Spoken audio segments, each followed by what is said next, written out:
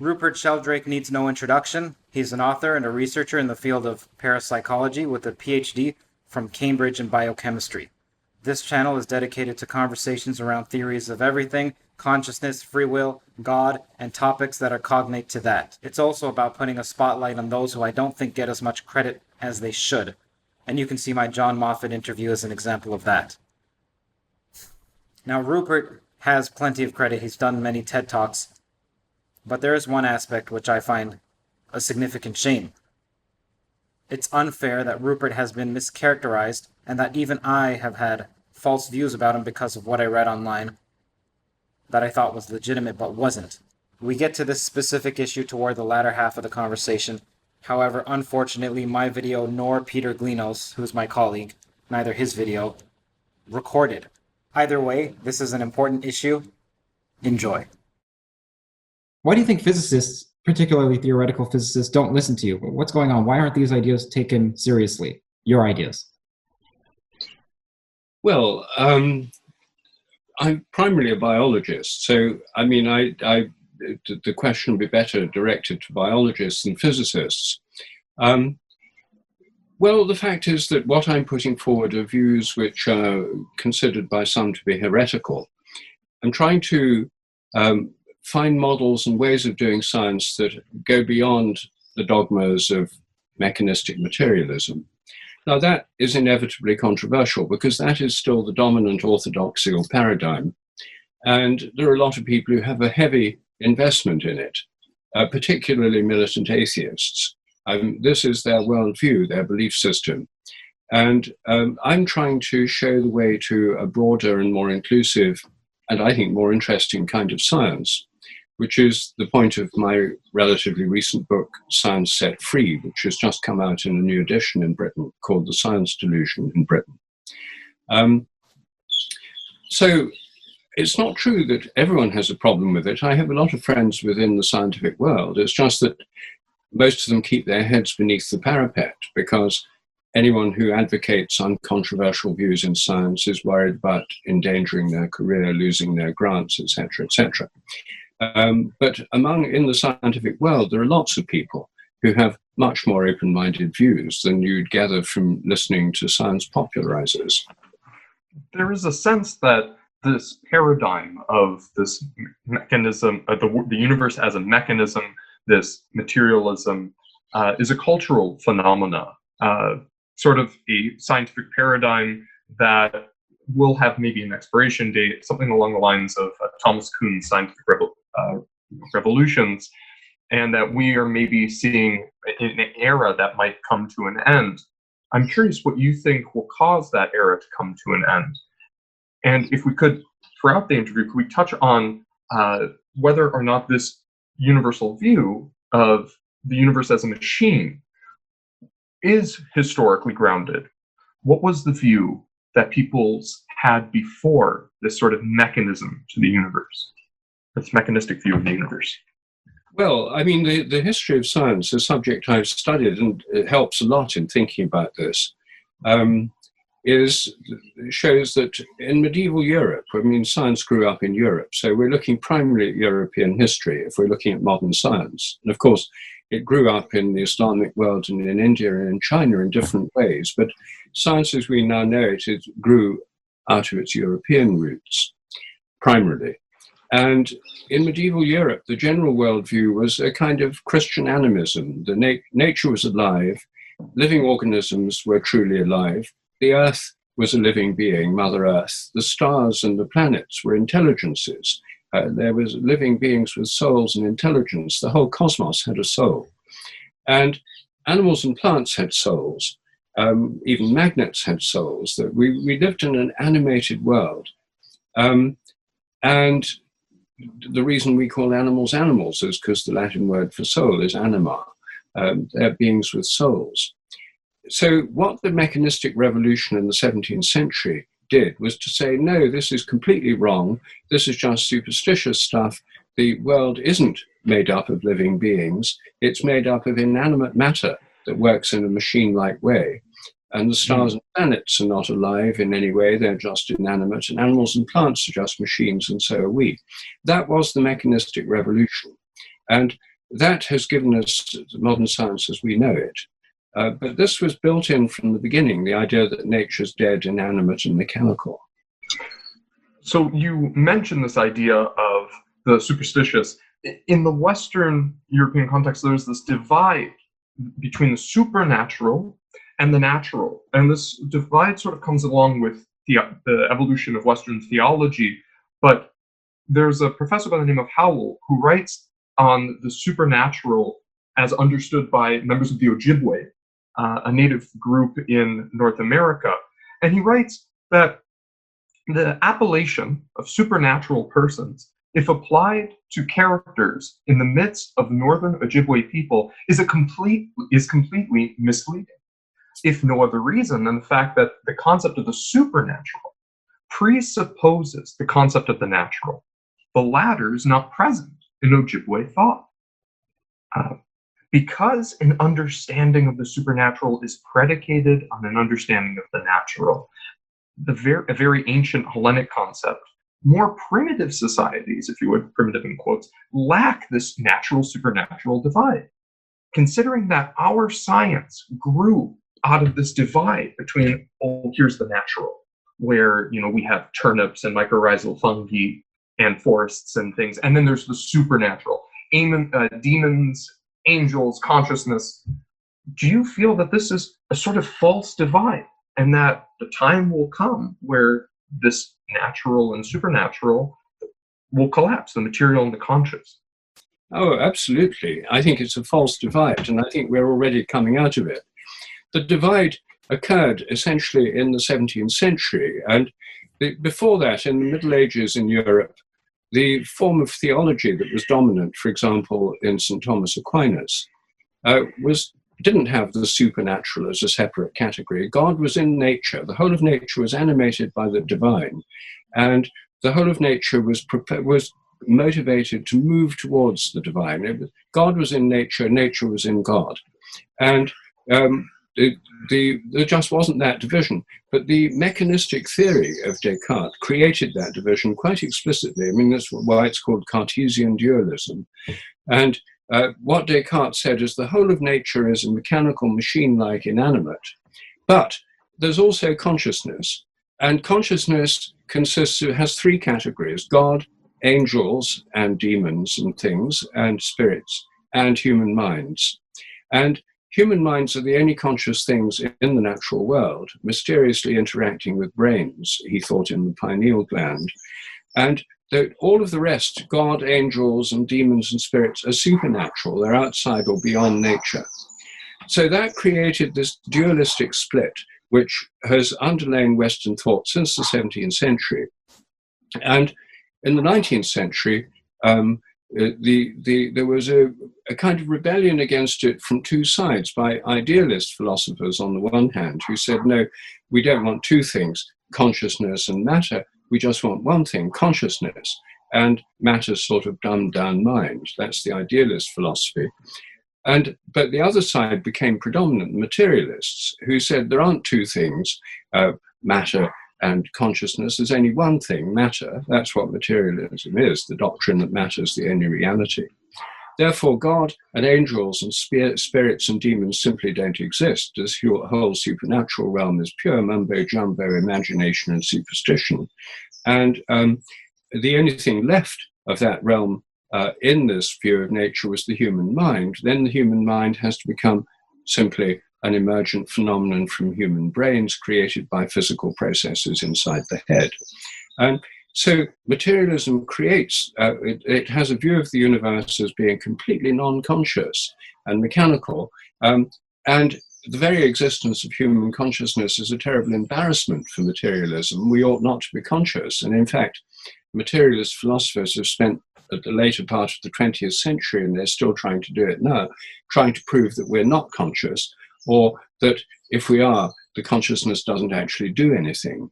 We don't really have free will. It's just a kind of epiphenomenon or another way of talking about the physical activity of the brain.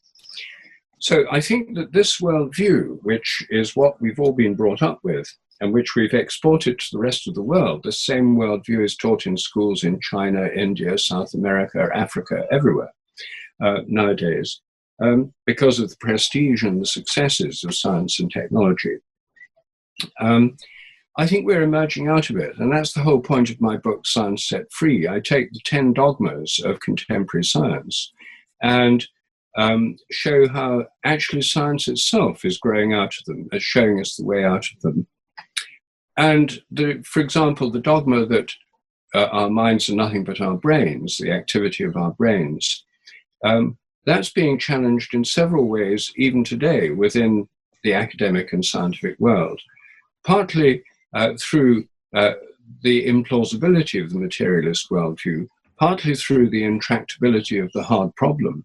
And what it's led to is the emergence of a new kind of panpsychism, the idea that there's a difference of degree between our consciousness and the rest of nature, not of kind, that even electrons, atoms, and so on have some degree of consciousness, and therefore consciousness can emerge in brains not from totally non-conscious matter, but from less conscious matter. And that's surprisingly popular at the moment within the academic world. Do you have any opinion on Daniel Dennett's Explaining Consciousness book? Yes, I mean, obviously what he's trying to do is explain consciousness away. His book's called Consciousness Explained, but as many people have said, it'd be better called Consciousness Explained Away. Dennett is a true believing hardcore materialist who he makes it clear that his total opposition is to Cartesian dualism, which I just mentioned, the idea there's a supernatural realm out there. But he thinks the only alternative to that is hardcore materialism. And I think he's wrong. I think there are several alternatives, including panpsychism. But he then goes to enormous lengths to try and explain consciousness away, that he wants to get rid of any kind of magic. Or the problem is, of course, that it's very hard to be a consistent materialist. If you believe that you're a machine yourself and your mind's nothing but a complex computer, then your belief in materialism is just something that your mind makes you believe, your brain makes you believe. Materialists like to think they're an exception to their own philosophy, that they adopt their own views on the basis of reason, science, and evidence. But actually, their own philosophy says that they have no choice in doing that. They're simply programmed to believe in materialism. A meme or a meme complex has captured their brain and forces them to believe in it. And they're not aware that they're being compelled to believe in it because their consciousness is a kind of illusion. Anyway, I think the problem with Dennett and other materialist philosophies is that basically they're self-refuting. Are you opposed to reason, or do you see the limitations in reason? First of all, we'd have to define reason for the audience. Of course, I'm not opposed to reason. I've spent my whole career as a research scientist, publishing papers in peer-reviewed journals and doing experiments and writing books, which I hope are rational. Well, I think what reason is simply a function of the human mind to do with looking at evidence, evaluating things in terms of probability and so forth. I don't think it's some mysterious property with a capital R that makes us semi-divine and separate from the rest of nature. There are militant materialists who go around saying they believe in science and reason. I mean, Richard Dawkins, for example, has the Richard Dawkins Foundation for Reason and Science. But what they mean by reason is their worldview. And I find the best way of testing how serious they are about reason and science is to bring up the subject of telepathy, for example. There's a lot of evidence for it. There's lots of experiments that suggest it really happens. It drives materialists crazy because it doesn't fit their worldview, so they think it ought not to happen, therefore all the evidence must be flawed. But if you try and have a debate with a materialist about telepathy, they just get angry because they can't look at the evidence scientifically or reasonably, even though they claim to believe in reason and science, which, if you have any materialist friends, this is a very good test bring up the subject of telepathy and see how reasonable and scientific they are in discussing it. Most of them are certainly not very reasonable or scientific, even though they claim to believe in reason with a capital R. So I see reason with a capital R as a kind of slogan for a materialist worldview rather than a genuine devotion to the principles of rationality.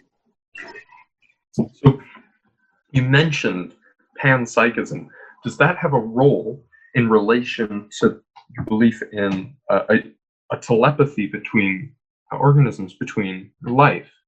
And to expound on this idea of panpsychism, there's a certain sense that our conscious has an unconscious. But I think if we go deeper, is it fair to say that our unconscious has an unconscious, and that this might act as a bedrock for the emergent consciousness that we see? That is to say, if we go further, if we go down this iceberg, is there a point where my unconscious's unconscious overlaps with yours, and that we are actually not really individuals, but emergent beings from a sort of bedrock? As the Hindus would say, that we are both dreams in this larger dream of Vishnu, or as Christians might say, that we are within the mind of God. Well, I think that's ultimately the case, yes. And I think that the idea that our own personal unconscious is part of a larger unconscious is, I mean, after all, quite well-known idea. I mean, this is the basis of Jung's idea of the collective unconscious. And Jung, the psychologist C.J. Jung, had this idea that we all draw upon this collective unconscious, which is a kind of collective memory, a collective human memory. And this underlies our dreams, the archetypal patterns we experience in our lives, and so forth. And this is very similar to my own ideas about morphic resonance. I mean, my own main hypothesis about memory is that it works by a kind of resonance from the past, morphic resonance, I call it, which means that each species has a kind of collective memory, not just humans. All have a collective memory. And most of our habits are unconscious. I mean, nature, but the general theory that I'm putting forward is that the so-called laws of nature are more like habits. The whole of the universe has a kind of memory. And there's the habits of nature underlie all the regularities within the physical and chemical and biological and psychological realms. They're all habitual, and habits are generally unconscious in us as well. Therefore, the role of consciousness is always taking place against the background of habits and unconscious habits and collective memory. That's the view that I myself adopt. So, do we have free will? I understand what you're saying implies that we're influenced by previous arrangements, like matter has been arranged in a certain conglomeration. I think that's Lee Smolin's principle of precedence, which reminds me of the morphic resonance theory, just in physics form. Is there room for free will? Do you personally believe in free will? Oh, of course. I think everybody does. I mean, there are people who pretend they don't or argue in seminar rooms that it doesn't exist. But I haven't met anyone who actually really believes that they're an automaton with no free choice. And our entire legal and educational system is based on belief in free will. If your brain makes you do it and you have no free will, then that would be a perfect defense in any law court for being convicted of any crime. So I think everyone believes in it, and I think rightly so. And of course, we don't have infinite freedom of choice in all matters. We're influenced by our environment, our background, our conditioning, our habits, our frameworks of thought, like paradigms. We're influenced by all these habits, but there's a certain measure of choice we have, all of us. I mean, we all chose to be talking together right now. I don't believe I was programmed by my genes or by anything else to be talking to Kurt and Peter at this exact moment. And I don't suppose you believe you were programmed to do it either. So I personally, I see it as a non-issue and a kind of artificial debate that I'm not very interested in. So how do you respond to the reductionist attitude of causation? Just why did you make the decision you made because your neurons did so-and-so? And you just keep asking why, because, until you get to some wall that you could not have possibly caused. It's your mother gave birth to you, or the Big Bang initial conditions. What's your response to that line of argumentation? Well, I think even reductionists would agree that chance plays a large role in what happens in nature. I mean, the neo-Darwinian theory of evolution, which is their preferred theory of evolution, puts all the creativity ultimately in chance mutations. So none of them are saying that nature is totally determined. Sorry, just to quickly interject, I'm not talking about Laplace's demon where it's completely fixed, but even if we allow for quantum fluctuations, the materialist might still say that the randomness is not dependent on you either. So whether you're determined or it's random on top of determinism, it's still not within your control. So what would you say to that? Well, then I'd say to them, well, how come you believe in materialism? What's the reason for them believing themselves? I'd turn the tables in this argument and say, what's the reason, if you're a materialist, for you believing in materialism? What's caused you to believe in that? And they'd say, well, they'd have to say chance events in the brain, conditioning, etc. They'd probably say, I've been convinced of it by evidence, by reason, by the scientific method. I believe in reason and science. And then you say, well, okay, can you explain those in terms of materialism? Because they imply free choice. They imply choosing a worldview on the basis of evidence. And that's why I was saying earlier, I think the materialist position is self-refuting. Their own belief in materialism depends on the assumption that they're free to choose on the basis of evidence and reason. And so if they're going to say everybody else's choices are totally conditioned by nerve impulses, neurotransmitters, and random events in the brain, then again, in the end, or at least quite quickly, I think one will find that they're making an exception for themselves. There is a brilliant comic, Calvin and Hobbes, where Calvin and Hobbes are going through Monster Land. And they're being led by a monster tour guide. And the monster tour guide and Calvin and Hobbes run across a monster who's repeating the number 9, right? So he's saying 99999. And Calvin asks the monster tour guide, what is he doing? He says, the monster tour guide says, oh, he's just repeating 9 in a very deterministic, sequential order. He says, oh, they keep walking. And they come across another monster. And the monster's repeating 9999999, same number over and over and over again, just like the monster beforehand. They're identical. And he says, okay, is this monster, what's this monster doing? And the monster tour guide says, oh, he's saying numbers at random, totally undeterministically. They all happen to be 9. There's a great sense that we couldn't tell whether or not an ordered sequence was truly chaotic or truly ordered. And whether or not the phenomena of nature that we see in the conscious mind is ordered or some, random pattern that seems to be ordered. Would you say that this applies to whatever you find as the bedrock of consciousness? Furthermore, you mentioned how you don't believe consciousness is purely material and therefore explained away, but at the same time, too, you recognize that the divide between sort of supernatural substance, something closer to Sartre's radical freedom, that consciousness is this sort of free agent, isn't necessarily real because it still recognizes that divide. What is the bedrock of consciousness if it's neither material nor this sort of substance that transcends all material? And is it ordered or is it random? Or could we never tell? Well, I think in the end it's a choice of worldview, isn't it? And I think that the worldviews we have depend on our experience as well as on reason. Most people who have a religious worldview, I mean, the great mystics in all religious traditions, believe there's a form of consciousness beyond the human level, of which our consciousness is a small part. Not on the basis of reason, logic, calculations, or mathematics, but on the basis of mystical experiences where they feel themselves to be part of a vastly greater consciousness. And this is what the great Indian rishis were experiencing in their retreats in the Himalayas and still do, and what the Buddha experienced in his moment of enlightenment. And it's what the great Christian mystics have experienced and what the Sufi mystics experience. it's in all traditions, in shamanic traditions too. People don't go to classrooms and learn about spirits. They have experiences of experiencing forms of consciousness other than our own, and ultimately of a kind of ground of all consciousness itself, which we can experience through mystical experience. Meditation and other spiritual practices can help us to it makes it more likely that we'll have these kinds of experiences.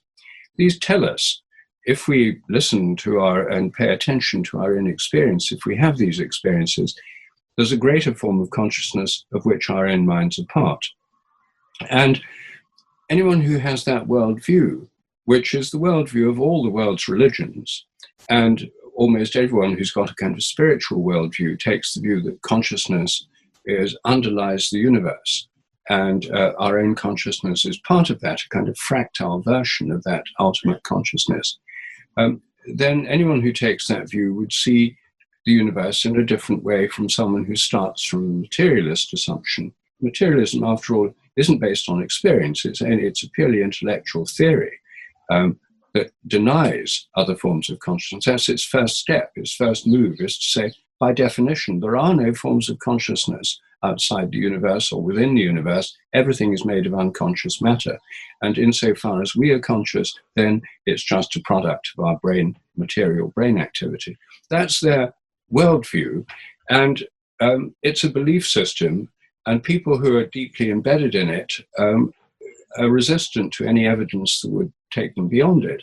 However, when you look at the actual life history of people who used to be materialists and who aren't anymore, including me, then what you find is that what's persuaded people that consciousness is more pervasive than just a product of the brain is personal experience. Mystical experiences, for example, in near-death experiences, often for many modern people through psychedelic illuminations, and through other experiences which convince them that their mind is more than just the activity of their brain. The materialist would then counter by saying, well, that's just an illusion. But then you have the situation, what do you trust most? Do you trust an intellectual theory originating basically in its present form in the 19th century as an attempt to get rid of dualism, religion, and so forth, as part of an atheistic crusade, a theory about science, or do you accept your own experience? And personally, I think it's more scientific to accept experience, because the very word empirical, on which science is based, means to base it on experience. And the Greek word empirical means experience. And in French, the word expérience means experience and experiment. So it's not as if our own experience is irrelevant to understanding consciousness. It is consciousness. What the heck are psychedelics doing beside a neurochemical reaction? How are they doing what they do? And something else I've been interested in, that's part one, something else I've been interested in is the difference between LSD as a psychedelic, and then there's DMT. It's almost like in a class of its own, but they're both psychedelics. What the heck is going on with DMT? And is there any reality to the entities that people see? So that is, what are psychedelics doing besides the reaction in your brain? And then furthermore, what separates LSD from DMT? Well, I think what the answer you give depends on your worldview. If you start from a materialist worldview, then what they're doing is changing, they're interfering with neurotransmitter receptor sites in the brain and so forth, and leading to distorted brain activity. And on fMRI scans of people on LSD or on other psychedelics, you can actually see differences in brain activity. Different areas connect up together. All that, for a materialist, would be all you need to say. And that the changes in consciousness they produce are just illusions, like everything else produced by the brain. They're just producing a different set of illusions. And there are materialists who take psychedelics who would explain their own experience in those terms. However, the experiences themselves don't seem like just something happening in the brain. People feel they're getting true insight into some much more profound aspects of the mind. That's why they're called psychedelics, means psyche revealing, mind revealers. That's what they are. Aldous Huxley coined the term to give this idea that what they're doing is revealing something about the nature of the mind. One thing they do is shut down the default mode network, the chattering mind that goes on all the time when we're ruminating or worrying or being anxious or just thinking. They shut down the default mode network. So does meditation. And, when people are in deep meditative states, that also shuts down the default mode network. And when you shut down the chatter that's going on inside the mind, then some people would argue, I would argue, that the mind then becomes more open to connecting with deeper or further or other forms of consciousness that are around us and of which we're part, but we're not normally aware because they're shut out by all this chatter.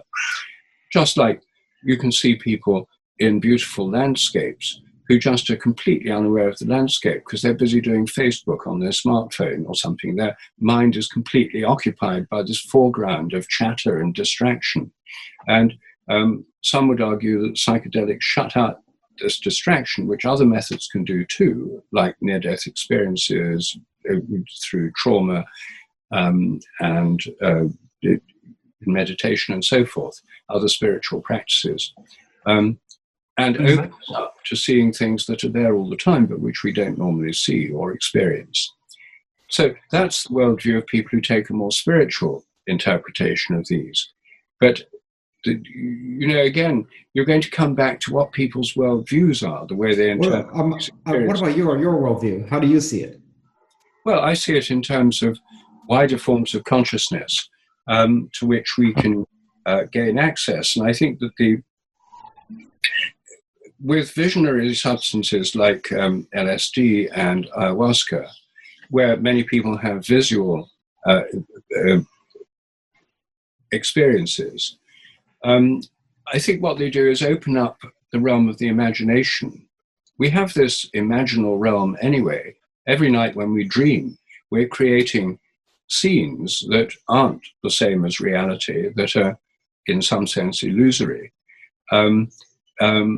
I think it's the same kind of faculty we have when we're dreaming, but we enter it from the waking state in a much more vivid and enhanced state through certain kinds of psychedelics. Now, I think DMT produces something for some people more like a near-death experience. It takes you beyond that realm into some further realm of the mind or greater realm of consciousness, which is sort of beyond the realms that LSD would normally take you into, which are more like enhanced versions of the dream state, more into a kind of mystical state of unitive consciousness. So anyway, these are different psychedelics work differently for different people. It's hard to generalize, but from what I've learned from talking to people and reading about these things and partly through my own experience, I think they're opening it up to these wider realms of experience. And I think that actually one of the things that is causing the cultural shift that we're all talking about at the moment is psychedelics. I mean, if you read that book, came out last year by Michael Pollan on psychedelics called How to Change Your Mind. It was a New York Times bestseller for months. You may well have seen it. Michael Pollan is a scientific journalist, and his other books on things like food, The Omnivore's Dilemma, his book on plants, The Botany of Desire. It did a book on the new science of psychedelics, the research that's going on now into the effects of psilocybin, magic mushrooms in reducing depression, in curing people who've got various mental illnesses. These have therapeutic uses, these psychedelics. And as part of the book, he says that he started the book as a materialist and an atheist. And but he took psychedelics. He felt as an investigative journalist, he should experience what he's writing about. And by the end of the book, he's become a kind of panpsychist. You know, he thinks consciousness is much more widely distributed in nature. It's not just in human brains, it's in trees, in plants, in animals, in the earth, in the natural world. And I think many people who've taking psychedelics undergo that kind of conversion experience where they realize it's not all just about us and about human brains. And that then leads to a wider questioning of the materialist worldview and the scientific paradigm. So my point is that most people change their minds, as he did, through experience rather than through argument. He then becomes much more interested in panpsychist philosophy as a result of his own experience. And his book, after all, is called How to Change Your Mind. There's a sense, when you were talking about meditation, and given that this is an ancient practice, that sort of the practices we have in society that we do for reasons we know not of, tend to be ahead of, in some very serious sense, the sciences. So, for example, we would wash our hands before we understood germ theory. We would take the bark off of the aspirin tree to cure our headaches before we understood its chemical composition. These practices predate many of the scientific reasons and rationalizations as to why we do that. Is it for this, do you believe that for this reason, the mystic practitioner will always be, in some sense, ahead of the scientists, ahead of the rationalists? Yes, I think when it comes to understanding consciousness, the people who understand it best are the ones who've experienced it most systematically. And, you know, if you have a Tibetan monk that spent, you know, hours a day meditating for years, they're basically studying the nature of their own minds from within. They're going to understand more about it than someone who's done Psychology 101 at a university and as an undergraduate, even though the graduate's going to emerge with a degree that says they've got a degree in psychology. The Tibetan monk who may have no degree is going to have a vastly deeper understanding. May not have a deeper understanding of how to measure brainwaves with encephalographs and the technologies of measuring nerve impulses and that kind of thing. But in terms of the study of consciousness itself, then they've gone far further. I mean, what modern science is, mechanistic science is really good at making machines. Its metaphor is machinery. It's really good at machines. We're talking through a computer now and through the internet, and science is unrivaled. No Tibetan monk could possibly come up with a smartphone or an internet system. You need engineering, science, and technology for that. But when we come to consciousness, then I think they're far in advance of anything that's come out of any science lab that I've seen in terms of understanding the true nature of the mind. I read this critique of the dog experiment, and I want to know what your response to this is. This is from Richard Wiseman. Someone said he is not convinced. He argues, he as in Richard Wiseman. So have we told people what the dog experiment is? No. Okay. Let us please. Why don't you, please. Well, we should explain this because no one will know what we're talking about otherwise. Sure. Absolutely. Well, I've been interested in telepathy for a long time, and partly because I think that if you have a field theory of minds and a field theory of social groups, which I do, then I would actually predict telepathy as a form of communication between bonded members of social groups. And when I thought about this first, I realized it would apply to animals. Animal groups like packs of wolves or flocks of birds or schools of fish should be related through a field that relates the individual members of the group. And they'd remain connected by this field even at a distance, which would mean a change in one could affect the others. Analogous to quantum non-locality, where particles that have been part of the same system, when they move apart, if one changes, the other instantaneously it takes up a different position, like one polarized photon, the other one will immediately adopt the opposite polarity. Quantum non-locality or entanglement. So something like that I predicted would be going on with animals. So then I thought, well, no one's looked at telepathy in animals. In the human realm, it gets sort of associated in some people's minds with sort of spooky, green light, woo-woo, imaginary stuff, superstition, and so forth. Treat it scientifically. If it exists, it should have evolved. If it exists, it should be there in animals. Then I asked people who have animals, dogs, cats, parrots, horses, and other animals if they'd ever experienced their animals picking up their thoughts or intentions. And overwhelmingly, I have more than 6,000 case histories on my database. Yes, lots of people have noticed it. And one of the most common phenomena, and one of the most testable, is dogs that know when their owners are coming home. About 50% of dogs go and wait at a door or window while the person they're most bonded to is on the way home from work or from holiday or whatever. Members of the household know when they're coming because the dog goes and waits for them. This happens even if they come at non-routine times, even if they come in non-familiar vehicles. So the skeptics said to me, oh, that can't be true. It's impossible. It's just make-believe. People dote on their pets and they imagine it's just a coincidence. They forget all the times they're wrong and so forth. They hadn't done any experiments, but they confidently dismissed it. So I set up an experiment where we filmed the place a dog waited. This is a dog that regularly did it. We filmed the place the whole time the owner was out, so we could see objectively when the dog went to the door or window. The owner went at least 5 miles away. Dogs, even the most sensitive dogs, can't smell things for more than about half a mile away, and then the wind has to be in the right direction. They didn't know when they were coming home. I told them by mobile phone at a randomly chosen time, go home now. And they didn't travel in a familiar vehicle. They took public transport or traveled on borrowed bicycles or in taxis, different taxi each time. So there were no familiar sounds, no routine. The people at home didn't know when they were coming. They didn't know in advance when they were coming home. And in these experiments, over and over again, in hundreds of trials, the dog went and waited at the door for 10, 15 minutes before the person came home. There were a few times they didn't do it when the dog was sick, or mostly the few exceptions were when there was a bitch on heat in the next apartment. So it proved the dog could be distracted. But most of the time, highly significant statistically.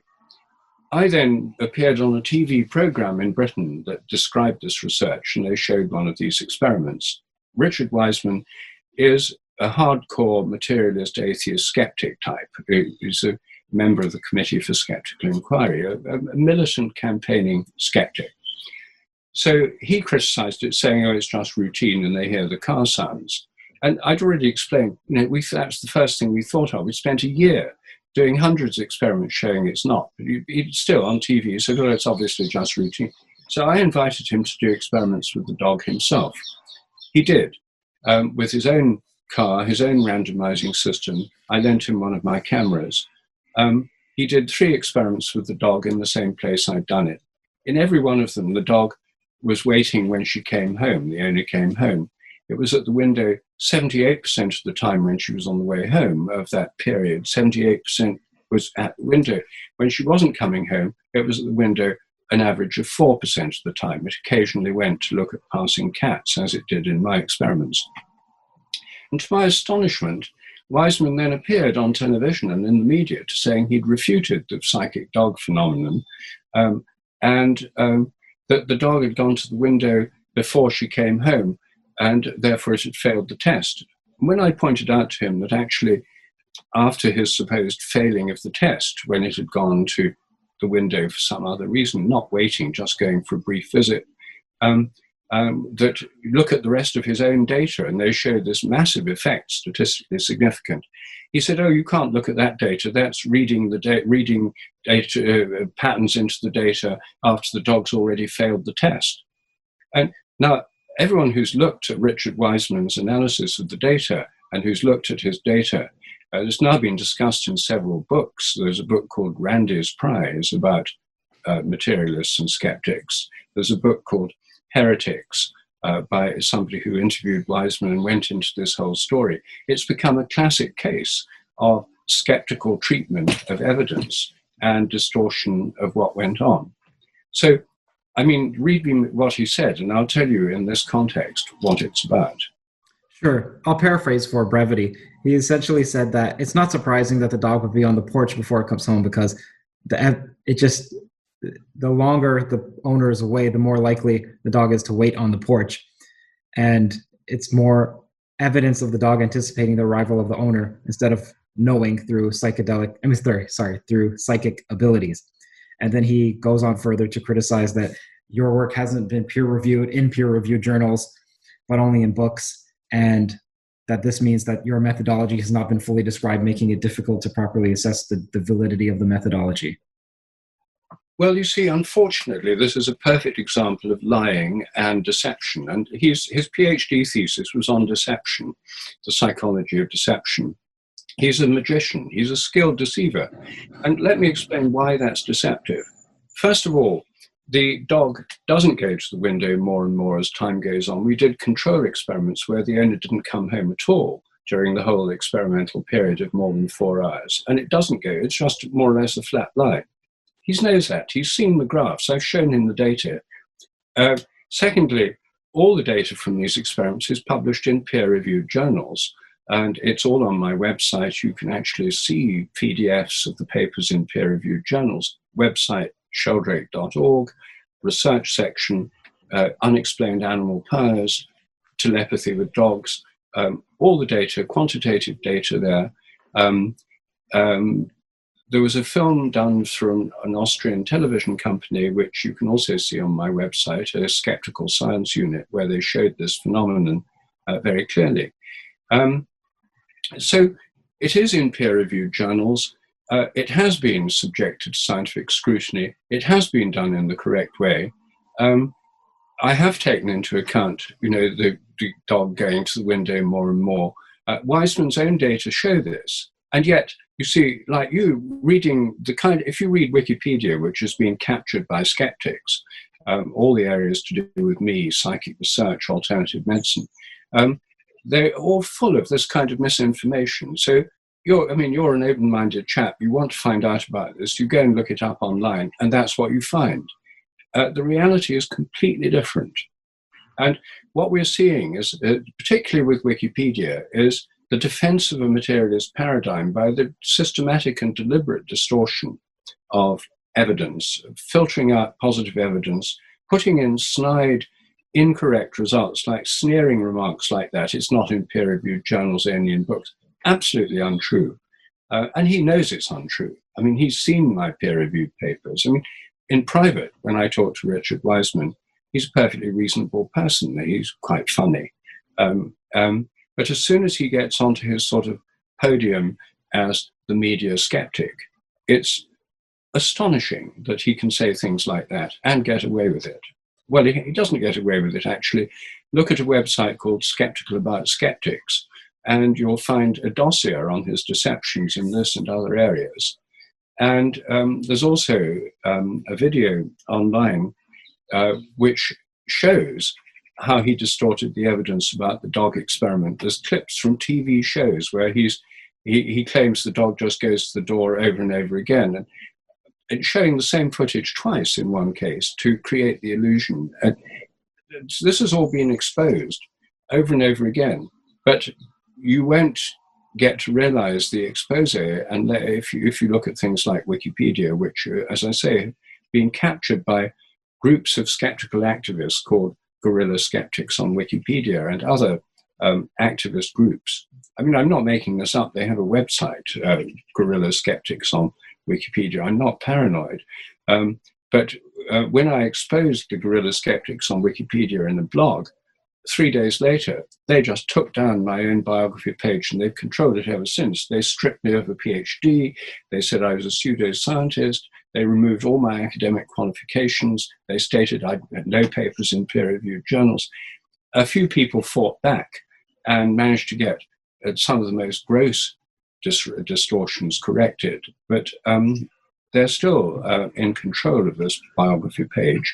And so when people, students and others who are trying to get a sense of what's going on, the kind of area you two are exploring, consciousness, worldviews, paradigms, the view you get through the regular orthodox scientific educational system and through media like Wikipedia is subject to systematic distortion.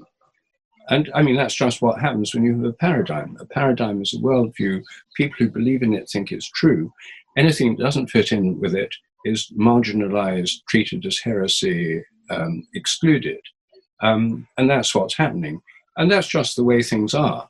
It's what happened to the theory of continental drift. It's what happens to all sorts of theories in science. Some of them are false, but this kind of doctrinaire dogmatism is something that, in my view, holds back true scientific inquiry. There is a sense, after talking about all this dogs waiting for their owners to come home, I'm reminded of Argos, the Odysseus's dog, who waited for him after 20 years, or so the myth goes, and then finally passed after seeing his master. Do you believe, and just because we do have to wrap up, so very briefly, what do you believe is the role of myth in exposing these truths, or highlighting these truths? Is there any validity to myth? Well, myths are stories that make sense of the world for us, and they try and explain the way things are in terms of stories about what happened in the past. And I think they're absolutely essential for, we make sense of the world through stories. And, you know, there will be people who'll tell you, well, science is different, science is the truth. But actually, the Big Bang theory is our modern creation myth. You know, there's lots of archaic creation myths that say the world grew from the hatching of a cosmic egg, and the cosmic egg gave rise to the organism of the cosmos that grew from this hatching of the cosmic egg. Hiranyagarbha is the Hindu myth of the hatching of the cosmic egg, the golden egg from which the cosmos comes. Well, the Big Bang theory is a modern scientific version of that cosmogonic myth. And nobody was around at the time of the Big Bang to see it. It's not as if it was carefully observed and written up in full-color photos for Scientific American by on-the-spot observers. The whole thing is a theoretical projection of the way we see the world now. Basically, the universe is expanding. So if you scroll it back, you get to a point ultimately where it all collapses into the Big Bang, the original point. That worldview assumes that the laws of nature have always been exactly the same. I don't think they are. But anyway, I'm perfectly happy to go along with the Big Bang as a creation myth, but I don't think it's literal truth. I think it's the best story we've got at the moment.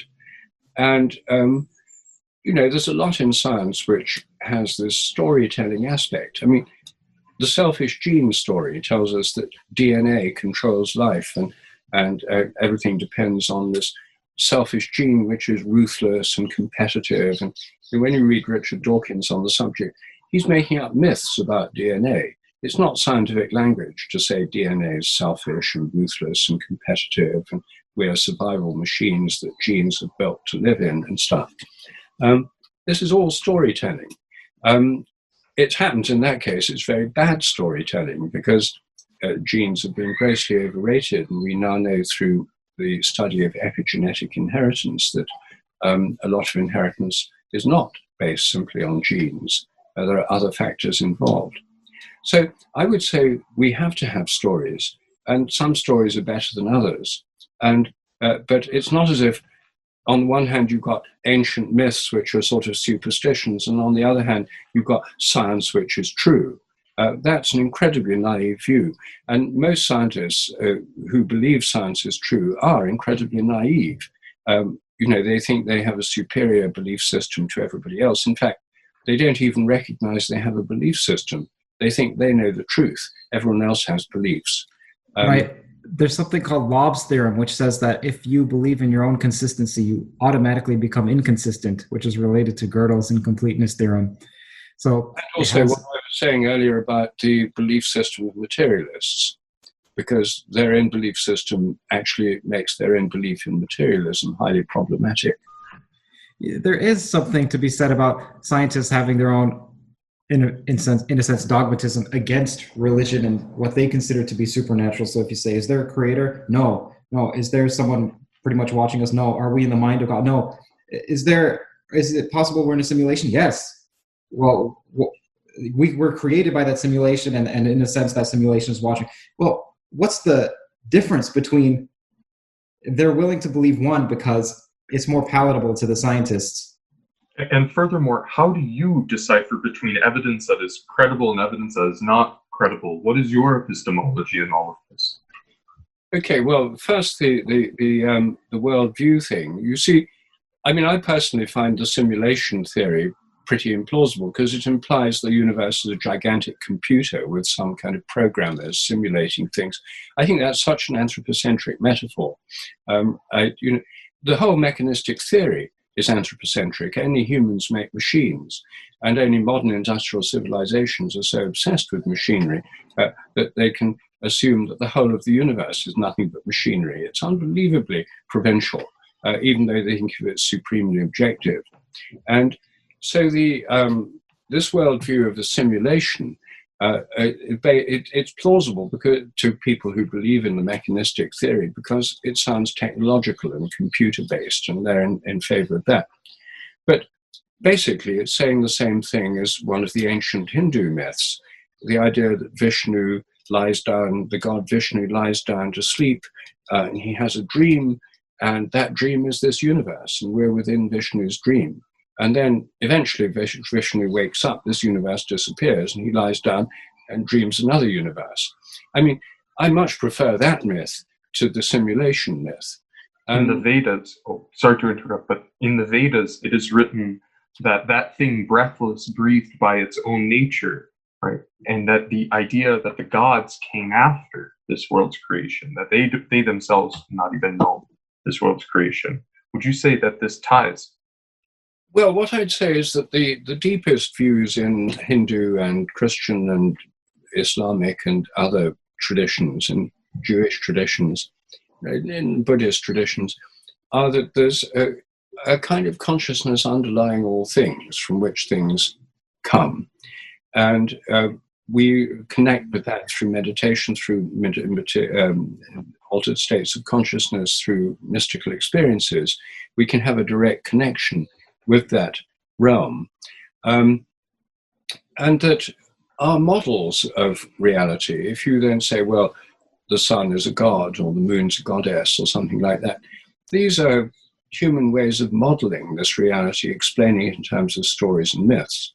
And in that sense, the gods, in a polytheistic system where you have gods of weather and gods of wind and gods of sea and gods of sky and gods or goddesses of earth and so on, these are all sort of projections and creations in our own mind.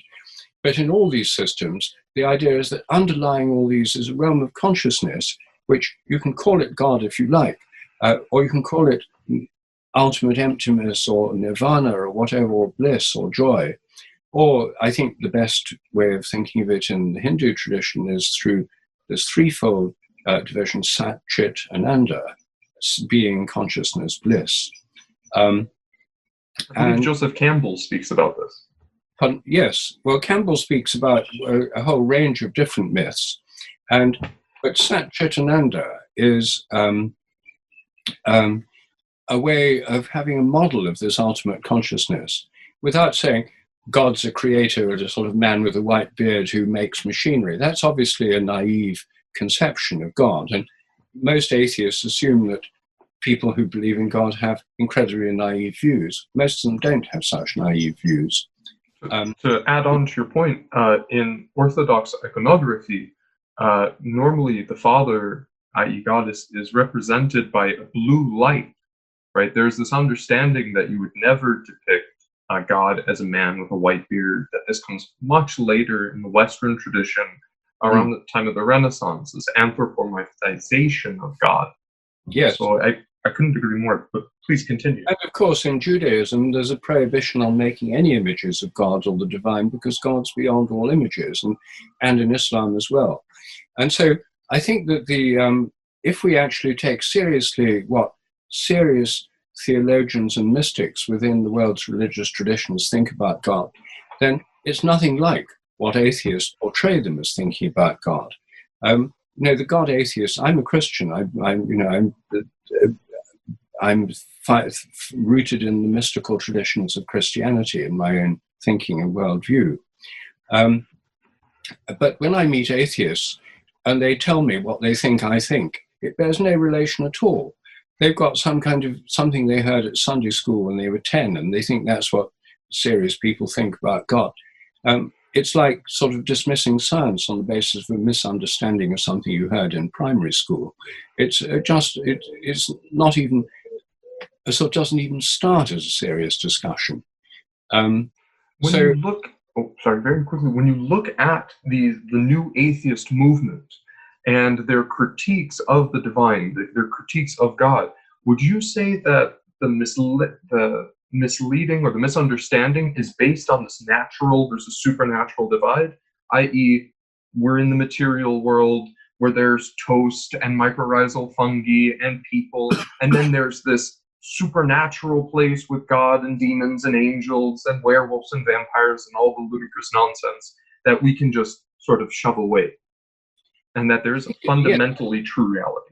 Yeah, I think it's partly based on that disastrous division of the natural and the supernatural. It's partly based on that.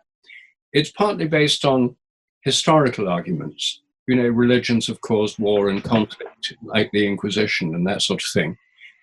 But they conveniently ignore the fact that in the 20th century, states that had atheist governments as their official policy and believed in science and reason, Soviet Russia, Maoist China, Pol Pot's Cambodia, were responsible for sort of death on an industrial scale unimaginable to the Inquisition. And or the fact that for the Inquisition, from the heart of, they omit that aspect of the historical argument. No, it's a polemical, one-sided, rather shallow polemical arguments which are easy to refute. And which are spoken with the fervor of kind of evangelical preachers. I just can't take that kind of atheism seriously. There is a kind that I can take seriously. There are some atheists who say that God is beyond, that ultimate reality is beyond all human conception, because we have limited minds, live on a small planet in one galaxy, etc. Therefore, ultimate reality has to be beyond our conceptions. Therefore, any of our ideas we may form of God or ultimate reality are ultimately misleading, and the truth goes far beyond them.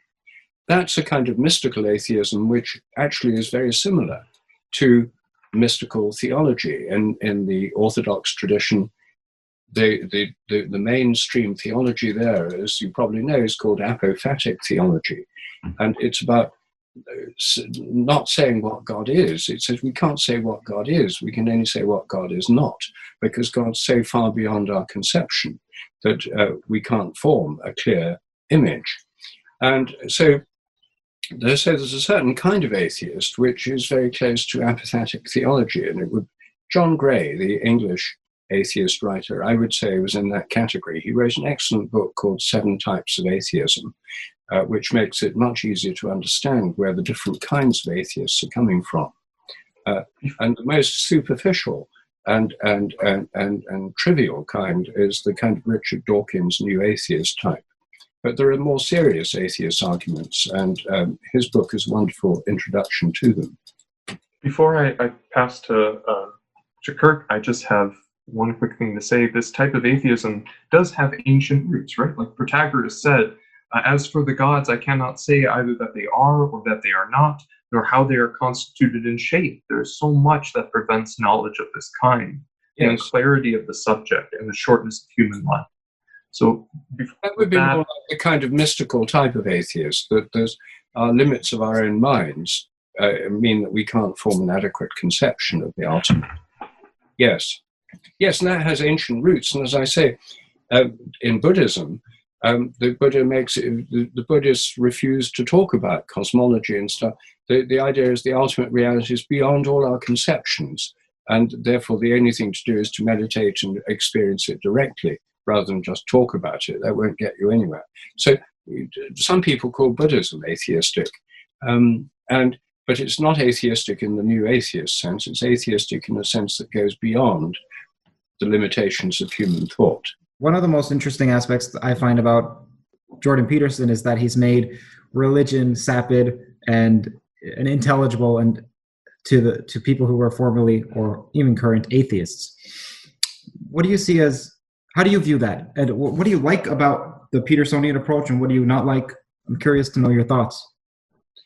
I think Peterson's done a great job in bringing up questions, serious, important questions, and making them things that a lot of people see as questions and want to talk about and discuss. And he's also done a great job in reaching out to people who identify as atheists and even materialists. I think I think that's a tremendous triumph, making intellectual arguments, intellectual discussions part of popular culture, rather than just being confined to university seminar rooms, because he makes the questions real and relevant. I think when it comes to his views on God, and I find it rather hard to know what he's actually saying. I mean, he's talking about Jung and about archetypes, all very clever. But, you know, I'd like to know whether he goes to church, whether he prays and that sort of thing. I mean, I go to church, I pray, I'm a practicing Anglican. So, you know, I don't try to pretend I'm not. And and he may want to not to say that. Maybe he doesn't go to church, doesn't pray. Maybe he doesn't have any personal religious faith or practice. Maybe he just thinks religion's a good thing in the abstract, or good for people's psyche, or fits with the right archetypes. It's awfully hard. I mean, I know there are people who've watched hundreds of hours of Jordan Peterson. I've only watched much less than that. So it may be he clarifies this somewhere, but the ones I've seen, I found a bit frustrating. Well, what's next for you? And where can our audience find out more about you?